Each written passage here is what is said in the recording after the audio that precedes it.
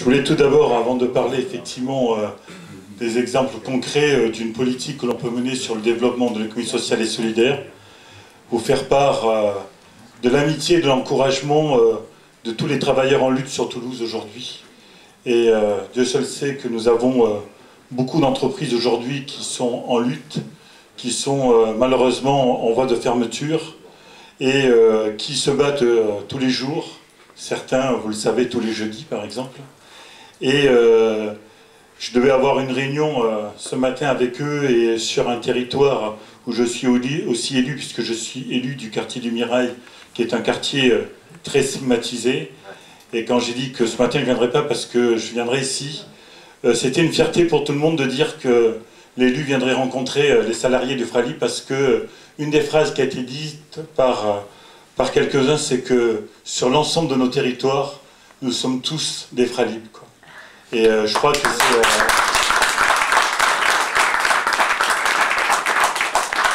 Donc je voulais vous le dire et je suis très fier et je vous remercie de m'avoir invité. En tant qu'élu de la ville de Toulouse avec l'économie sociale et solidaire, l'histoire récente est de dire que nous sommes arrivés après 37 ans d'une gouvernance de droite sur la ville de Toulouse, un petit peu aux commandes de cette ville, où bien sûr il n'y avait pas du tout de délégation de l'économie sociale et solidaire. Et le maire m'a demandé, puisque je suis très militant depuis très longtemps dans l'économie sociale et solidaire, si j'acceptais, et j'ai accepté, avec effectivement une démarche politique, parce que notre slogan était Toulouse solidaire, Toulouse encore plus solidaire dans notre campagne. Donc je ne sais pas si vous voyez.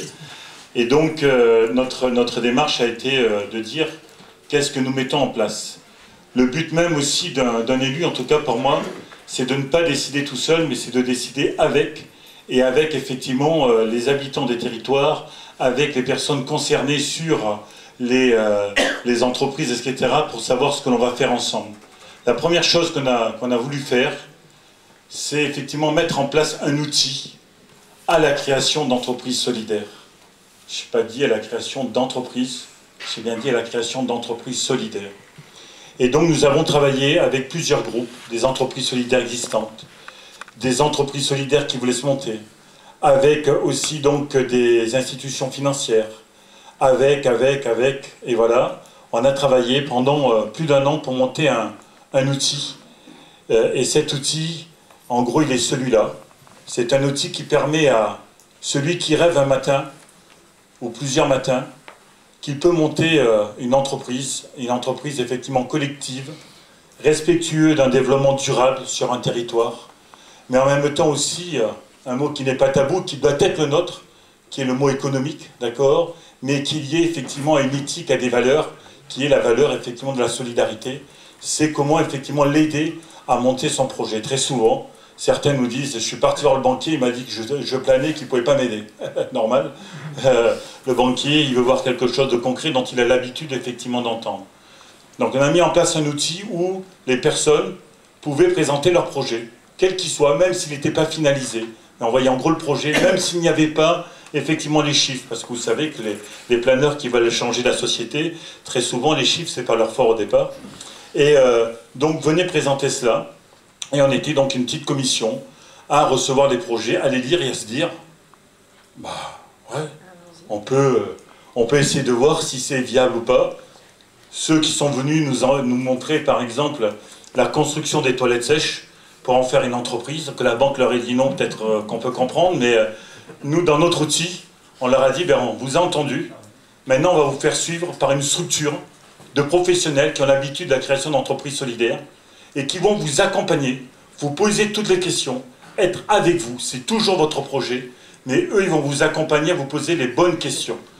La partie économique, la partie effectivement des statuts, enfin, etc., etc. Et nous avons décidé donc au niveau de la ville que nous allions payer, c'est nous qui allons payer les structures d'accompagnement des porteurs de projets. Alors, je reviens aux toilettes sèches, eh ben, ils ont été accompagnés. Elles ont été accompagnées. Parce que vous savez que dans l'économie solidaire, plus de 70% de l'économie solidaire des entreprises sont gérées par des femmes. Elles ont une vision à très long terme. Je trouve que c'est vraiment très intéressant. Et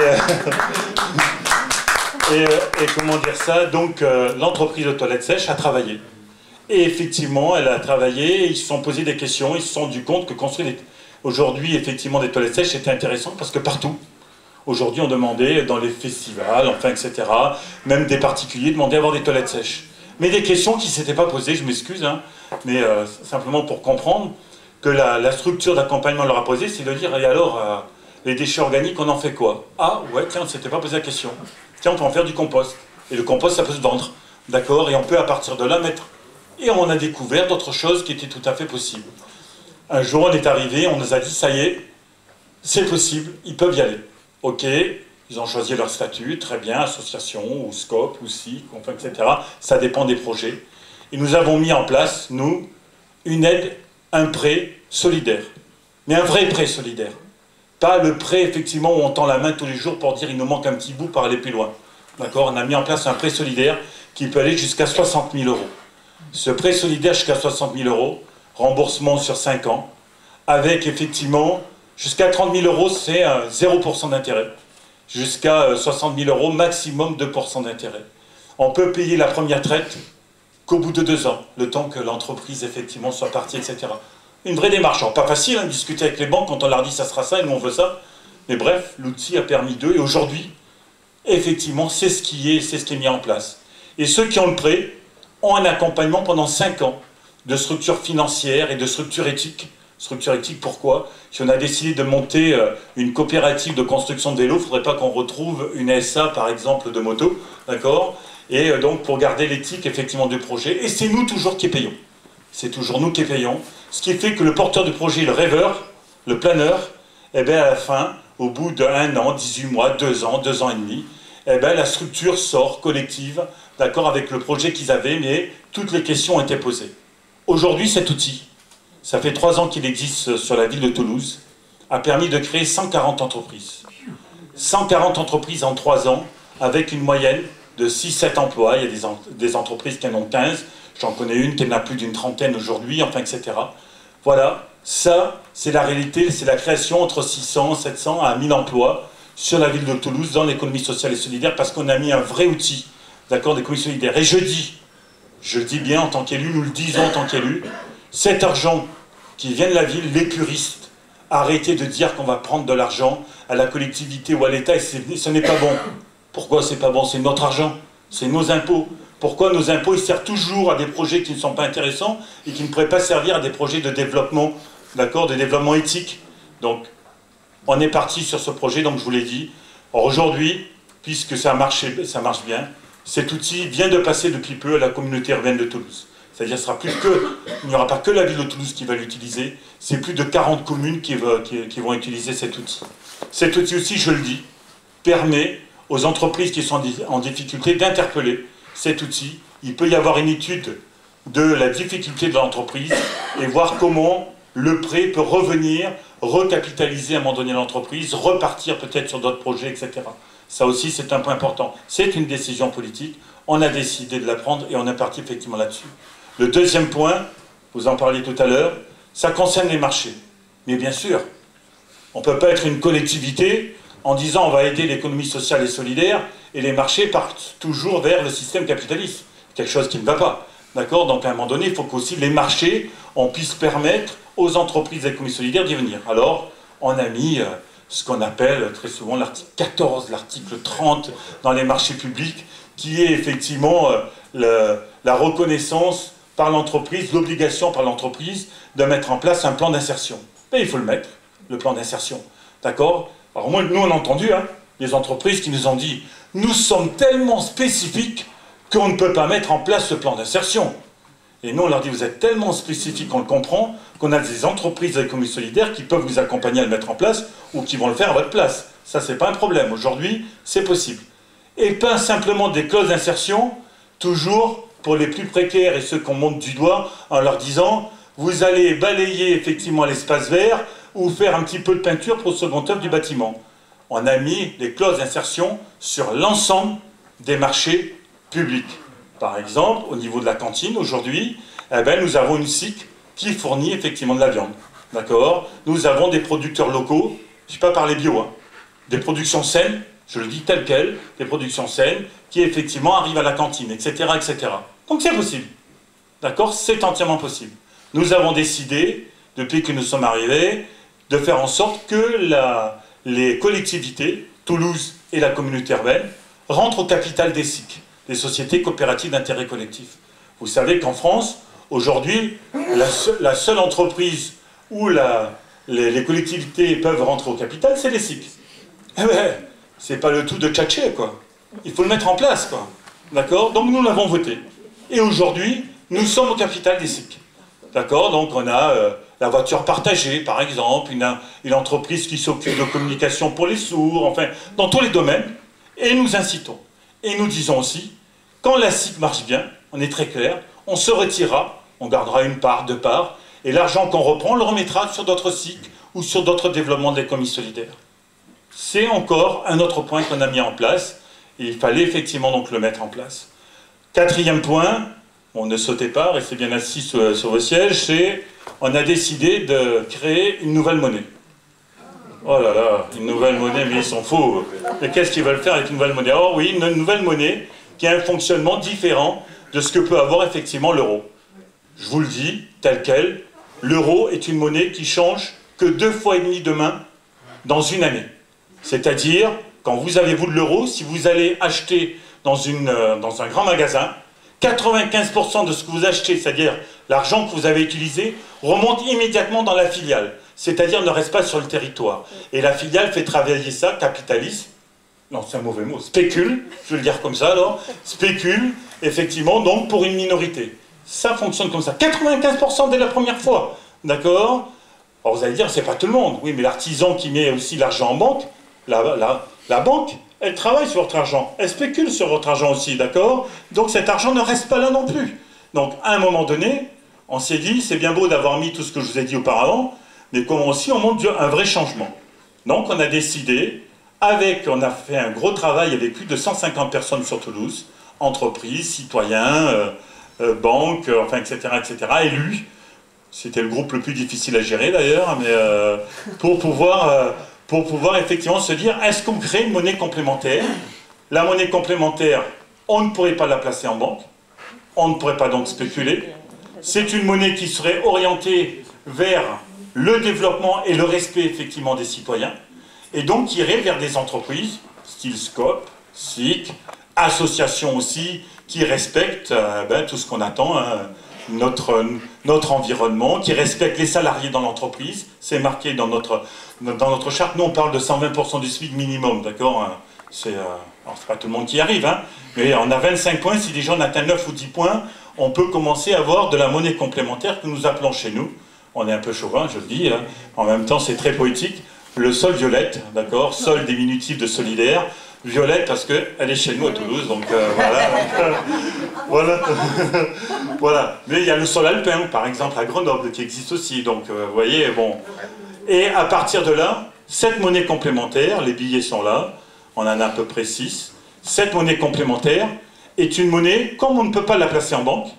Et en plus, chez nous, on a été, comment dire ça, un petit peu tourné du ciboulot, comme on dit, hein. On a décidé que si on avait cet argent, cette monnaie, qu'on ne la dépense pas au bout de 3 mois, ce billet perdrait de sa valeur. Donc du coup, on a 3 mois pour le dépenser, hein. Moi, je connais beaucoup de gens qui, au chômage, le 20 du mois, dès le premier mois, ils n'ont plus d'argent sur le compte, donc 3 mois, on a le temps de le dépenser. Eh bien, ce billet, il arrive, je vais le sortir à la banque, on a 2 banques qui travaillent avec nous, je vais le sortir à la banque met une date, dans 3 mois. D'accord, la date de préemption, du billet dans 3 mois. Je vais dans une boutique qui est effectivement affiliée à cette monnaie, qui respecte l'éthique, etc. Eh bien, on remet une date à 0 pour 3 mois. D'accord, ce qui fait qu'on a à nouveau 3 mois. Donc aujourd'hui, je peux vous le dire, l'année dernière, on l'a lancé l'année dernière, cette monnaie, en 6 mois, a circulé, a changé de main en 6 mois, 3 fois. C'est-à-dire déjà plus que l'euro en 1 an. Et là maintenant, donc on a 1 an, notre monnaie a circulé, change de main en moyenne entre 5 et 6 fois, c'est-à-dire déjà 2 fois plus que l'euro. Les commerçants qui ont travaillé avec nous, eh bien, les commerçants qui travaillent avec nous depuis le départ, certains font déjà 4% de chiffre d'affaires en supplément grâce à la monnaie complémentaire. Mais qu'est-ce qui est intéressant dans cette monnaie complémentaire? C'est qu'elle est éthique, c'est qu'elle permet de créer de la richesse sur le territoire. Plus elle tourne, plus elle permet à tout le monde effectivement de pouvoir en profiter. Plus elle tourne, plus elle crée de la richesse, plus on va créer de l'emploi, plus on va créer des liens, enfin, etc., etc. Et on développe le circuit local. Donc c'est quelque chose effectivement qui est intéressant. On a fait des choix politiques. On a décidé que ça ne serait pas une monnaie bobo. Pas que bobo. C'est bien que les bobos l'utilisent, hein, mais pas que bobo.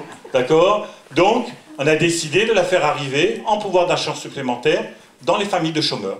Les familles de chômeurs touchent 30 sols en plus à Toulouse pour pouvoir utiliser cette monnaie complémentaire et donc aller vers une autre consommation aussi. Si vous êtes le citoyen toulousain lambda et que vous allez à la banque, vous amenez 20 euros, normalement 1 euro est égal à un sol, donc vous devriez, si je donne 20 euros, je dois avoir donc...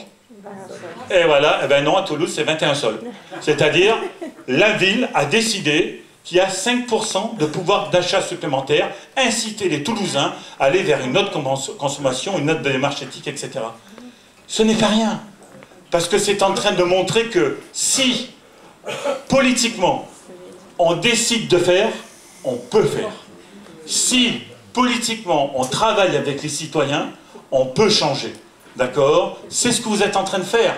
C'est ce que vous êtes en train de faire dans l'entreprise en disant, on peut être nous les acteurs de notre vie, on peut être les acteurs effectivement du développement économique de notre entreprise, et on peut faire en sorte aussi que notre démarche ne touche pas que nous, mais tous ceux qui nous entourent aussi.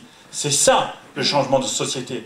Et le politique en tant que tel, il est rien, et il ne réussira rien si les citoyens ne fonctionnent pas effectivement dans le projet et ne s'accaparent pas le projet. Nous avons vu effectivement des projets de ce type ne pas fonctionner parce que ça a été des démarches descendantes et qui n'ont pas été travaillées avec l'ensemble des citoyens. Donc aujourd'hui, on est sur cette démarche-là. Et donc sur la démarche économique, je vous le dis, une scope par exemple comme la scope Éthicable, qui est aujourd'hui la deuxième en France sur la vente des produits du commerce équitable, qui est une scope du Gers, hein, de Midi-Pyrénées, hein, je le dis, 72 salariés créés en l'espace de 6 ans, ce qui n'est pas rien. Eh bien aujourd'hui, elle utilise la monnaie complémentaire. D'accord? Parce qu'elle est dans cette démarche éthique et elle dit, je dois effectivement y être, mais en même temps, c'est un fonctionnement citoyen et je comprends que je ne dois pas garder l'argent et que je dois le faire tourner. Aujourd'hui, on est en train de travailler, alors aujourd'hui, c'est 40 collectivités en France qui sont en train de le lancer. D'accord? Donc aujourd'hui, on est en train de faire en sorte que cette monnaie puisse se développer d'une manière, comment dire ça, équilibrée, et en même temps réfléchie entre toutes les monnaies en France, pour pouvoir fonctionner aussi entre régions. On est en train de réfléchir à tout ça. Donc voilà, le changement, il peut être en route, effectivement, si on le décide. Et c'est maintenant, mais réellement maintenant. D'accord? Réellement maintenant. Et nous disons, je le ferai circuler sur notre billet, il est marqué une phrase, une seule phrase. Faites de votre monnaie un bulletin de vote. D'accord?